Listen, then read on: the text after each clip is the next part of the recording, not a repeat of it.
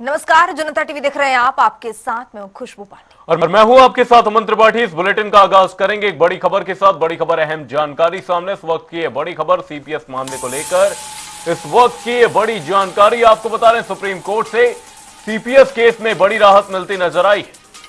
तो supreme court ने high court के फैसले पर रोक लगा दी है। बताते चले आपको कि विधायकों की डिस्क्वालिफिकेशन पर रोक लगा दी है। सुप्रीम कोर्ट ने 2 हफ्ते में जवाब भी मांग लिया है। सुप्रीम कोर्ट में 20 जनवरी को अगली सुनवाई है इस पूरे मामले को लेकर के। वहीं मामले पर सीएम सुखविंदर सिंह सुक्खू की भी प्रतिक्रिया सामने आई है। ये बड़ी खबर और अहम जानकारी सीपीएस मामले को लेकर सामने। सीपीएस मामले में एक बड़ी राहत सुप्रीम कोर्ट से मिलती हुई नजर आ रही है। आपको बता दें, सुप्रीम कोर्ट ने हाई कोर्ट के फैसले पर रोक लगा दी।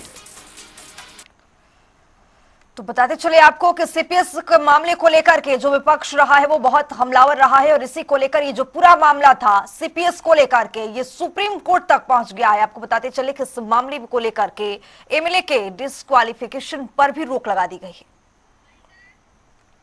मैंने अभी पढ़ा नहीं है, तो अभी क्योंकि मैं जिस मीटिंग में आया था उसके बाद अभी मेरी एक और मीटिंग है, उस मीटिंग में जाऊंगा। सीपीएस के फैसले के बारे में सुना है, क्या फैसला है ये क्या फैसला है ये मुझे अभी जब जजमेंट आएगी तो पढ़कर पता लगेगा। अब ये जो हमारे एडवोकेट्स है वो मुझे जब बोलेंगे उसके बारे में तब मैं आपको बताऊंगा। नहीं, वैसे भी आप लोगों के सहयोग से हमारी सरकार जनता के लिए अच्छा काम कर। मुद्दा तो विपक्ष ऐसे बनाता है, कभी पता नहीं टॉयलेट टैक्स बोल देता है, कभी बोलता समोसा कहीं गैप हो गया। कई बार मुद्दे बचकाना हो जाते हैं, तो उनको इन चीज़ों से बचना चाहिए। देश हित की बात सर्वोपरि, प्रदेश हित की बात सर्वोपरि होती है। और इस प्रकार के मीडिया चैनल भी बहुत चलाते हैं, तो ये सब चीज़ों को आपको भी ध्यान रखना चाहिए। नहीं, ये तो सुरक्षित ही है, इसमें क्या हुआ। इसमें पूरी तरह अरे परे अपने सिक्योरिटी भी लगाई है, ऐसी कोई बात नहीं है। और दूसरी बात ये है कि ये जो कोर्ट के फैसले होते हैं, ये इस प्रकार के फैसले अभी बीकानेर हाउस हुआ तो राजस्थान के चीफ मिनिस्टर से भी पूछने जाने चाहिए। ये फैसले कोर्ट के होते हैं, उसमें कहा जाता है कि अगर आप फैसलों में ऐसा व्याख्यान किया जाता है कोर्ट के द्वारा तो उसको गंभीरता से नहीं लेना चाहिए। लेकिन पिछले कुछ दिनों से हिमाचल काफ़ी राष्ट्रीय सुर्खियों में था, तो इस प्रकार की बातें सुर्खियाँ बन जाती है। तो कोई ऐसी बात नहीं है। हमारा सिर्फ उनसे ये लड़ाई है कि जिस कंपनी ने सिंगल बेंच के जो जजमेंट है जिसमें उसका कहा कि कंपनी को 64 करोड़ रुपये दे दिया जाए, हमने कहा कि वो 64 करोड़ उनका अधिकार नहीं है। जिस केस में हिमाचल भवन को उन्होंने बात की है, हमने कहा कि इस केस को हम लड़ेंगे और हम उसको लड़ेंगे, और निश्चित तौर पर हमने उस केस को लड़ने की बात की है। अब हिमाचल की संपदा को हम ऐसे ही थोड़ी लुटने देंगे कि किसी का फैसला हो गया। सुप्रीम कोर्ट तक जाएंगे, हाई कोर्ट के फैसले के बाद सुप्रीम कोर्ट भी। धन्यवाद। तो इसी खबर पर ज्यादा जानकारी के साथ हमारे सहयोगी स्पर्श शर्मा राजधानी दिल्ली से हमारे साथ जुड़ रहे हैं। स्पर्श, इस मामले को लेकर के, सीपीएस मामले को लेकर के जो विपक्ष रहा है वो लगातार हमलावर रहा है और ये जो पूरा मामला है अब सुप्रीम कोर्ट तक जा पहुंचा है, क्या नया अपडेट आपके पास?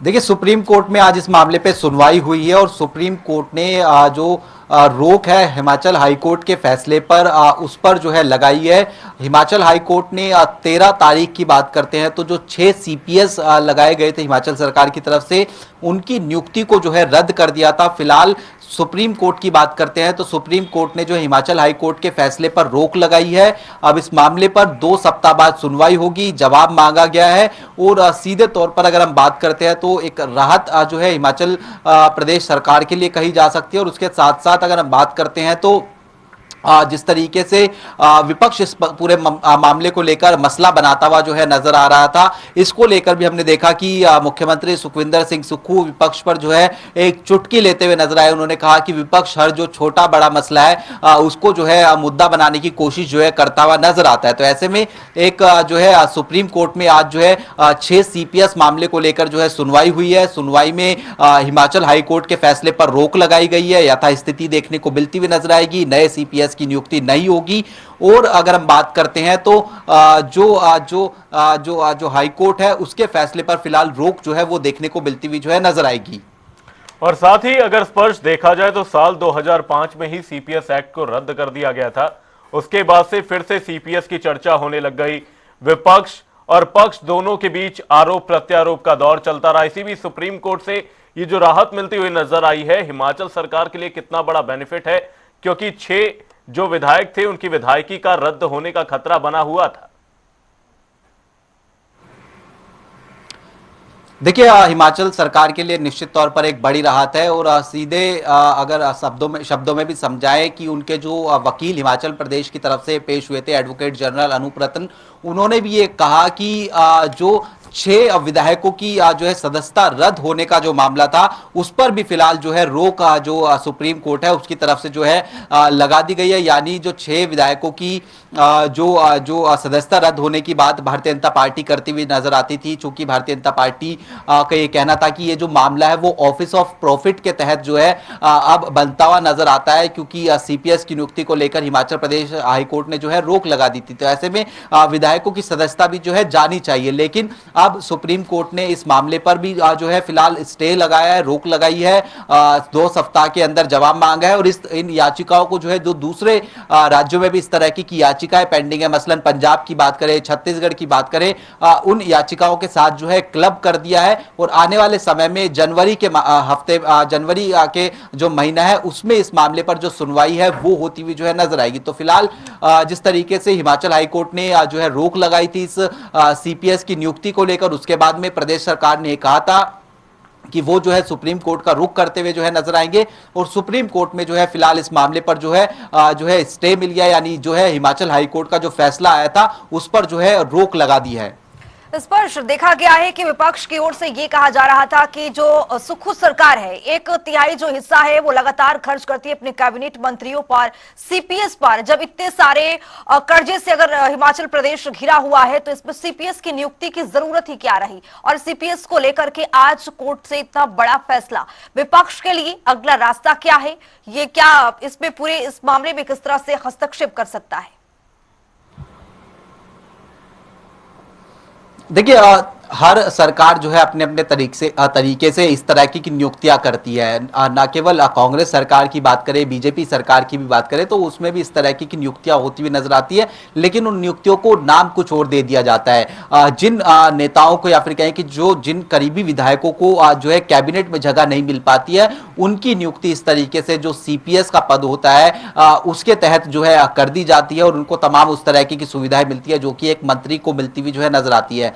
कांग्रेस सरकार में सीपीएस के तहत नियुक्ति हुई है, बीजेपी सरकार में जो चीफ विप होता है उसके तहत जो नियुक्तियां हैं वो होती हुई जो है नजर आती थी। तो ऐसे में हर सरकार अपने अपने जो ऐसे विधायक होते हैं जिनको जो कैबिनेट में जगह नहीं मिलती है उनको जो एक सीधे शब्दों में समझाने की कोशिश करे कि सरकार में शामिल करने के लिए इस तरह की जो नियुक्तियां है वो जो है करती हुई नजर आती है। ओबलाइज जो है उन विधायकों को जो है किया जाता है, लेकिन चूंकि इस मामले को जो है हाईकोर्ट में चुनौती जो है दी गई थी और उस मामले पर जो है हाईकोर्ट ने जो है इन तमाम जो 6 विधायक लगाए गए थे उनको जो है फिलहाल उनके पद से हटा दिया था। इससे पहले भी हम जानते हैं कि 2005 में इस तरीके का मामला आ चुका था, वहां पर भी जो सीपीएस की नियुक्ति थी उनको जो है रद्द कर दिया गया था। लेकिन फिलहाल जिस तरीके से सुप्रीम कोर्ट ने जो है राहत जो है यहां पर दी है और हाईकोर्ट के फैसले पर रोक लगाई है, नए सीपीएस नहीं नियुक्त हो पाएंगे, लेकिन जो है जो विधायकों की जो विधायकी है वो भी नहीं जाती हुई जो है नजर आएगी। तो ये जो है राहत भरी खबर प्रदेश सरकार के लिए जो है कही जा सकती है। और दूसरी तरफ जहां तक खर्चे के संदर्भ में बात करते हैं तो निश्चित तौर पर प्रदेश सरकार पे जो है जो अलग अलग तरीके से आर्थिक बोझ है वो देखने को मिलता हुआ जो है नजर आता है। तमाम तरीके से अलग अलग खबरें भी निकलकर सामने आती हैं। सैलरी संकट की बात की जाए उसको लेकर बीजेपी जो है प्रदेश सरकार को घेरने की कोशिश भी करती हुई नजर आती है। आर्थिक मसले पर हम बात करते हैं तो चाहे वो हमने देखा पिछले दिनों समोसे की बात हो या फिर टॉयलेट टैक्स पर बात हो, ऐसे तमाम मसलों पर भारतीय जनता पार्टी घेरती हुई नजर आती है। लेकिन यहाँ पर हमेशा ही जो कांग्रेस की सरकार रही है वो ये कहती है कि हमारे पास तमाम ऐसे विकल्प मौजूद है, तमाम ऐसी आर्थिक जो है मोर्चे पर हम जो है पूरी तरीके से जो है मजबूती के साथ खड़े हुए हैं और किसी भी प्रकार का ऐसा संकट जो है नहीं देखने को मिलता हुआ नजर आता है। और उसके साथ साथ वो ये तक कह देते हैं कि जो वादे चुनाव में पूरे किए गए थे उनको भी जो है पूरा करने का काम लगातार प्रदेश सरकार करती हुई जो है नजर आती है। तो ऐसे में राजनीति इस मामले को लेकर कांग्रेस वर्सेस बीजेपी होती हुई नजर आती है, लेकिन फिलहाल कानूनी पक्ष की बात करते हैं तो सीपीएस विवाद को लेकर जो है कानूनी पक्ष यह है कि अब सुप्रीम कोर्ट ने हाई कोर्ट के फैसले पर रोक लगाई है, 2 सप्ताह के अंदर जवाब मांगा है और जनवरी के महीने में इस पूरे मसले पर जो है सुनवाई होती हुई नजर आएगी। बहुत शुक्रिया स्पर्श, तमाम जानकारी साझा करने के लिए। तो सीपीएस मामले को लेकर सुप्रीम कोर्ट से बड़ी राहत मिली है सुखू सरकार को, और बताते चले आपको कि सीपीएस मामले पर अगली जो सुनवाई है वो 20 जनवरी को। बुलेटिन में आगे बढ़ेंगे, बड़ी जानकारी आ रही है उसे आपको रूबरू कराएंगे। बड़ी जानकारी पर्यटन विकास निगम से जुड़ी बड़ी खबर आपको दे रहे हैं। पर्यटन विकास निगम को बड़ी राहत मिली है। हाई कोर्ट ने 9 होटलों को खोले रखने के आदेश भी जारी कर दिए हैं। आपको बता दें, हाईकोर्ट ने 18 होटलों को बंद करने के आदेश दिए थे। हाईकोर्ट के फैसले के खिलाफ सरकार हाईकोर्ट पहुंची थी, जिसके बाद से ये एक बड़ी राहत मिलती हुई नजर आई है। पर्यटन विकास निगम से जुड़ी इस वक्त की ये बड़ी खबर आपको बता दें, पर्यटन विकास निगम को एक बड़ी राहत मिलती हुई नजर आई है। तो बताते चले आपको कि हाईकोर्ट के फैसले के खिलाफ सरकार पहुंची हुई थी और 18 होटलों को बंद करने के आदेश दिए गए थे हाईकोर्ट की ओर से। लेकिन अब खबर ये कि राहत बड़ी खबर मिल रही है। पर्यटन विकास निगम से जुड़ी इस वक्त की बड़ी और अहम जानकारी से आपको रूबरू करा रहे हैं। पर्यटन विकास निगम को एक बड़ी राहत मिलती हुई नजर आ रही है। हाईकोर्ट ने 9 होटलों को खोले रखने के आदेश दे दिए हैं। हाईकोर्ट ने, जहां बीते समय की बात करें तो हाईकोर्ट की ओर से 18 होटलों को बंद करने के आदेश जारी किए थे, लेकिन इसी बीच एक बड़ी राहत पर्यटन विकास निगम को मिलती हुई नजर आ रही है। 9 होटलों को खोले रखने के आदेश जारी कर दिए गए। तो हाईकोर्ट ने 18 होटलों को बंद करने के आदेश दिए थे, लेकिन बताते चले आपको कि राहत भरी खबर ये कि 9 होटल को खोल दिया गया है पर्यटन के लिए। पर्यटन विकास निगम को ये बड़ी राहत मिलती हुई हाईकोर्ट की ओर से 9 होटलों को खुले रखने के आदेश जारी कर दिए गए हैं। लेकिन फिलहाल अभी 9 जो होटल हैं, बताते चले आपको कि उनको उस पर भी रोक लगा दी गई है। पर्यटन विकास निगम को एक बड़ी राहत मिलती हुई नजर आई है। आपको बता दें, पर्यटन विकास निगम को एक बड़ी राहत, 9 होटलों को खोले रखने के आदेश दिए गए।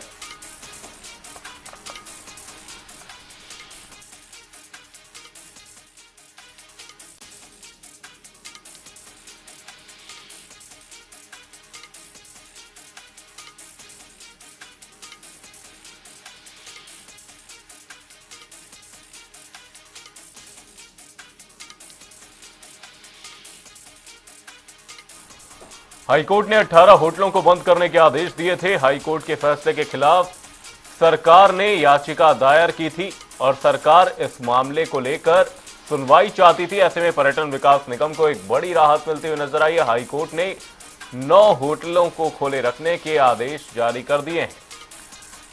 और जिन 9 होटलों को खोलने के यहाँ पर हाईकोर्ट की ओर से आदेश मिला है, अब बताते चले आपको कि इससे पर्यटन में काफी बढ़ावा होगा। हिमाचल प्रदेश पर्यटन नगरी है, यहाँ पर काफी क्षेत्र में है जो लोग पर्यटन के लिए जाते हैं और कुल्लू, मनाली, शिमला जैसे इन क्षेत्रों में भारी जनसंख्या में लोग पर्यटन के लिए पहुंचते हैं। 18 होटलों को बंद कर दिया गया था। सरकार की ओर से इस पर अर्जी लगाई गई, जिसमें से हाईकोर्ट की ओर से 9 होटल को खोलने के आदेश दिए गए हैं। फिलहाल 9 होटल को भी आदेश नहीं मिले हैं। रॉबिन शर्मा हमारे सहयोगी शिमला से हमारे साथ जुड़ रहे हैं ज्यादा जानकारी के साथ। रॉबिन, क्या कुछ जानकारी, क्योंकि पर्यटन विकास निगम को बड़ी राहत मिली है, हाईकोर्ट ने 9 होटलों को खोलने के आदेश दिए हैं, क्या अपडेट? जी बिल्कुल, देखिए हिमाचल हाई कोर्ट की ओर से प्रदेश पर्यटन विकास निगम को एक बड़ी राहत मिली है। 9 होटल जो हैं, बड़े होटल के नाम इसमें शामिल है, उनको 31 मार्च 2025 तक खुले रखने के जो आदेश हैं वो हाई कोर्ट की ओर से दिए गए हैं। इन होटलों में कई महत्वपूर्ण नाम शामिल है। बात करें तो सबसे पहला बड़ा नाम जो है वो चायल होटल का है। इसके अलावा मनाली के 2 बड़े होटल्स हैं जिसमें कुंजुम है और लॉन्ग हॉट है। इसके अलावा धर्मशाला के बड़े होटल्स हैं जिसमें धौलाधार और भागसू तमाम बड़े नाम है जो पिछले ऑर्डर में जब हिमाचल प्रदेश हाई कोर्ट की ओर से दिए गए थे, तो उसमें जो 18 होटल बंद करने के आदेश हाई कोर्ट की ओर से दिए गए थे, उसमें ये तमाम नाम शामिल थे। अब हालांकि एक बड़ी राहत देते रॉबिन हुए ये जानना चाहेंगे अपने दर्शकों के लिए कि आखिरकार इन होटलों को किस वजह से इस पर रोक लगाई गई थी? सरकार की ओर से हाईकोर्ट पहुंचने का मसला क्या था? जी बिल्कुल, मैं आपको उसी दिशा में ले जा रहा था। और क्योंकि हिमाचल प्रदेश में लगातार ये जो पूरा मामला है कि कई होटल्स जो हैं वो घाटे में चल रहे थे, इस तरह की जो बातें हैं वो निकलकर सामने आई थी। और दूसरी बात कि इन होटल्स में से कई होटल जो है उनमें ऑक्यूपेंसी जो है 40% से नीचे बताई गई थी। और इसी के आधार बनाते हुए अजय मोहन गोयल की अदालत ने ये फैसला सुनाया था कि इन होटलों को, जो 18 होटल हैं सूची में जिनके नाम थे, इनको बंद कर दिया जाए।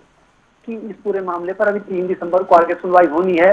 और इसमें खासतौर पर जो एमडी है नगर, माफ कीजिएगा, जो पूरे पर्यटन विकास निगम के, उनको निजी तौर पर शपथ पत्र सबमिट करने को कहा गया था कि इस पूरे मामले पर कार्रवाई हो, अनुपालना हो आदेशों की, और उसके बाद जो है शपथ पत्र न्यायालय में दिया जाए।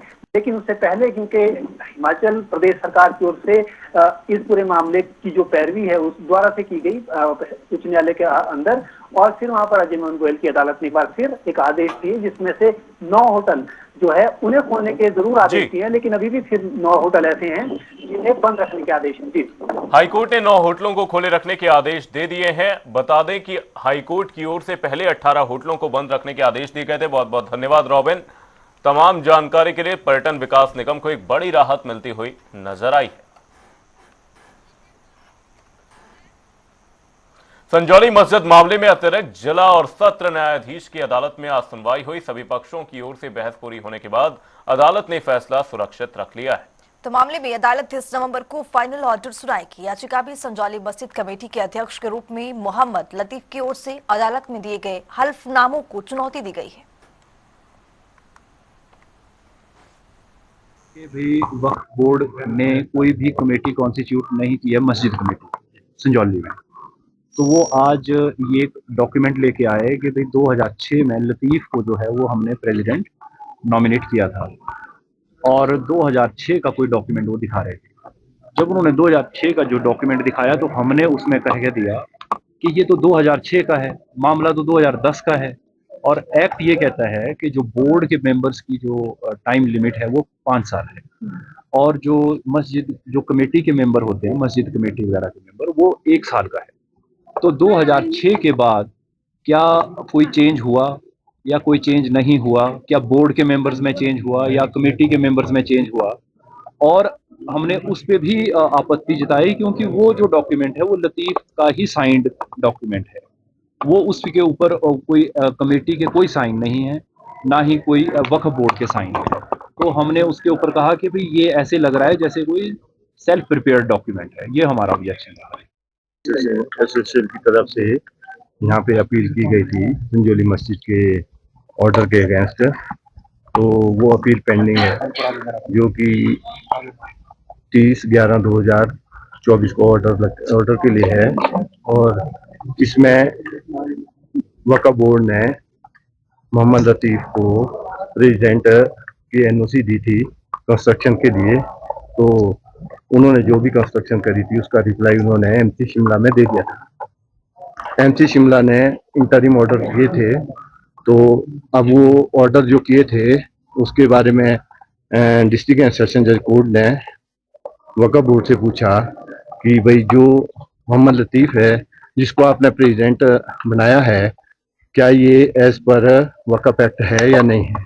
तो उसका रिप्लाई हमने आज कोर्ट में दिया, जो कि 30/11/2024 को district and session London president का ने क्वेश्चन उठाया था। आज वक्फ बोर्ड ने उसका जवाब दे दिया उनको, और अब जज साहब के कोर्ट में वो जो भी डिसीजन करेंगे। वक्फ बोर्ड ने दे दिया कि 2006 से जो है ना ये हमारे वक्फ बोर्ड संजौली मस्जिद कमेटी के प्रेसिडेंट है। लेकिन मुस्लिम पक्ष की ओर से कहा जा रहा है कि 5 साल तक ही ऑथराइज है। अब वो ये तो मुस्लिम पक्ष देखे क्या बोर्ड है, पर वो मेरे को 7/9/2024 को किस कैपेसिटी में फिर उन्होंने नोटिस दिया, जो मेरे को एमसी कोर्ट ने नोटिस दिया ना, तो उसी कैपेसिटी में दिया जब प्रेसिडेंट था। अदरवाइज क्यों उनको नोटिस दिया था, जो उनको नोटिस दिया था मैं अपील हुआ 7 को, अदरवाइज मैं अपील होता भी ना। जब मेरे को एमसी कोर्ट ने वक्फ बोर्ड ने मुझे नोटिस इशू किए कि आप 7/9 को जो है बुलेटिन में आगे बढ़ेंगे। हिमाचल प्रदेश में बारिश कम होने की वजह से सूखे जैसे हालात हो गए। लंबे समय से जारी सूखे ने किसानों के बीच अपनी फसलों को लेकर गंभीर चिंता पैदा कर दी है। खाद्यान्न और दूसरी नकदी फसलों की खेती के लिए बारिश बहुत जरूरी है। ऐसे में पिछले 2 महीनों से बारिश नहीं होने से पूरे राज्य में फसल उत्पादन पर बहुत बुरा असर पड़ा है। देखिए रिपोर्ट। हिमाचल प्रदेश मानसून की वापसी के बाद सूखे जैसे हालात का सामना कर रहा है। लंबे समय से जारी सूखे ने किसानों के बीच अपनी फसलों को लेकर गंभीर चिंता पैदा कर दी है। खाद्यान्न और दूसरी नकदी फसलों की खेती के लिए बारिश बहुत जरूरी है। ऐसे में पिछले 2 महीनों से बारिश नहीं होने से पूरे राज्य में फसल उत्पादन पर बहुत बुरा असर पड़ा है। तो परेशानी नहीं, पहले तो मौसम ही नहीं चला। जब मौसम चला थोड़ा बीच में तो मतलब ज्यादा बरसात हो गई तो किसानों का तो ऐसा, उसके बाद सूखा पड़ गया। थोड़ी जैसे लोगों ने गोभियां लगाई थी या बीन मटर लगाया था तो पहले वो जमा ही नहीं, बाद में थोड़ा थोड़ा जमा, वो सूख गया। कुंडलों के हिसाब से लोगों ने बीज डाला, बोले को कुछ मिला नहीं। मौसम कोई 2.5-3 महीने तो बिल्कुल मौसम से क्लियर हो गए। तो अब मौसम के ही निर्भर है सब लोग। अधिकारियों के मुताबिक हिमाचल प्रदेश में लगभग 80% खेती बारिश पर निर्भर है और सिर्फ 20% जमीन पर ही सिंचाई सुविधाएं मौजूद हैं। खुश्क हालात की वजह से बहुत कम संख्या में सिर्फ उन्हीं खेतों में बुवाई हो पाई है जहां सिंचाई की सुविधा मौजूद है। लगभग 20% के इर्द गिर्द जो क्षेत्र है वो सिंचाई युक्त है और लगभग 80% का जो क्षेत्र है हमारा जो असिंचित है और हम वर्षा पर उस पर निर्भर रहते हैं। अभी कितने परसेंट बुआई हुई है? हम कुल मिलाकर के हिमाचल की एवरेज की बात करें तो लगभग 32 से 35% तक की जो बिजाई जो है हिमाचल में हो चुकी है। और साल की अपेक्षा कम है? पिछले वर्ष की अपेक्षा इस वक्त थोड़ी कम हुई है, इसलिए क्योंकि पिछली बार इतना लगातार सूखा नहीं रहा था। निराश किसानों का कहना है कि मानसून सीजन के दौरान बहुत ज्यादा बारिश होने की वजह से फसलों को नुकसान हुआ। वहीं इस वक्त बारिश की कमी से फसलें सूख रही हैं। परेशानी एक तो सूखा पड़ा है जी, दूसरा जो है पहले जब बिजाई की लोगों ने उस टाइम जो बारिश पड़ गई ऊपर से, वो बीज सड़ गया नीचे, वो जमा ही नहीं किसी के। जो कुछ जमा था वो खराब हो गया सूखे में। सूखे से बहुत नुकसान है। सूखे से नुकसान ही हो गया, 0 रिपोर्ट है। बारिश का इंतजार है। क्या सिंचाई का कोई साधन नहीं? कोई साधन नहीं। किसान सरकार से खुश्क इलाकों में सिंचाई सुविधाओं में सुधार करने की अपील कर रहे हैं ताकि आगे और ज्यादा नुकसान को रोका जा सके। मौसम इस बारी बहुत ये हुआ है। पहले तो बरसाती बहुत चली, उसके बाद एकदम सूखा पड़ गया तो जिस टाइम फसल लगी हुई थी वो भी सड़ गई उसके बाद, जो सूखे पड़ने के कारण। सरकार से तो यही डिमांड है कि सिंचाई का साधन तो होना चाहिए। वैसे किसान के लिए तो बड़ी दिक्कत है वैसे। हाँ जी। जानकारों के मुताबिक अगर नवंबर के आखिर तक बारिश हो जाती है तो सूखे के असर को कम किया जा सकता है, लेकिन अगर तब तक बारिश नहीं होती है तो फसलों की पैदावार को काफी नुकसान होगा।